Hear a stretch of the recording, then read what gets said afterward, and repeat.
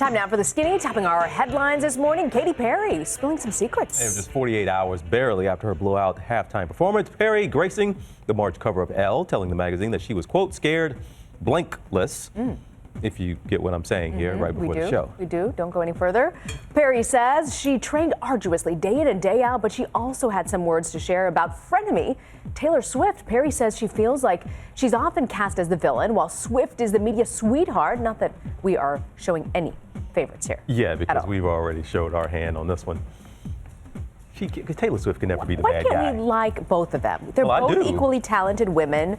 I did not know they were frenemies. You know what? That's often a media thing. We see these two gorgeous, talented women, and we got to pit them against each other for some reason. When was the last time you pitted two men against each other? You know what? People put me, David Muir. They always want to say, you know. Stop. Like we got some kind of beef. I mean, it's all love. David, it's all love, man. Oh, boy. The David doesn't even know who I am. Next up, to another rising star who's TJ Hopes? What? A rising star is following her mother's and grandmother's footsteps now. 22-year-old Billie Lourd seen right there with superstar mom Carrie Fisher and screen legend grandma Debbie Reynolds will reportedly be making her television debut in the Fox horror comedy series Scream Queens. Yeah, that's not all to report here. While her 58-year-old mom is reprising her role as Princess Leia in the latest Star Wars movie, Billie, the daughter, has been cast in Star Wars Episode 7 as well, playing a younger version of her mom's character. Oh, that'll be interesting. They look kind of alike, too. Look at that. She's said to have been chosen for the role, frankly, because they do look alike. Makes perfect sense. Yeah, look at that shot. And speaking of looking good, we just couldn't resist talking about these next two guys. Yeah, we're talking about Neil Patrick Harris. He's appearing on the cover of next month's issue of Architectural Digest, of all things, along with his husband, David Burtka, showing off their gorgeous restored townhouse. I guess this isn't up for rent and Airbnb.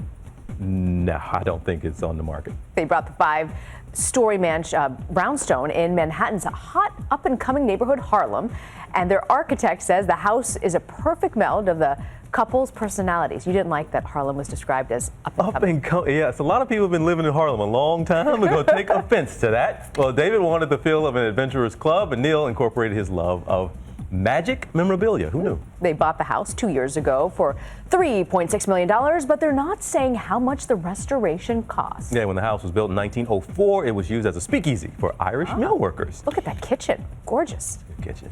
Finally, hear about George Clooney.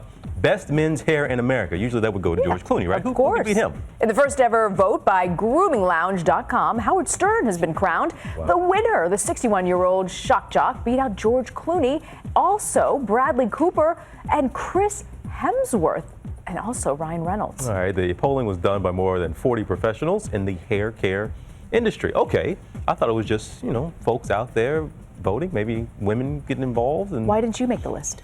Look at this stuff. When I grow it out, next year I'm going to grow this out. Ooh, I'm going to be in the We'll get you on the list. Don't you worry.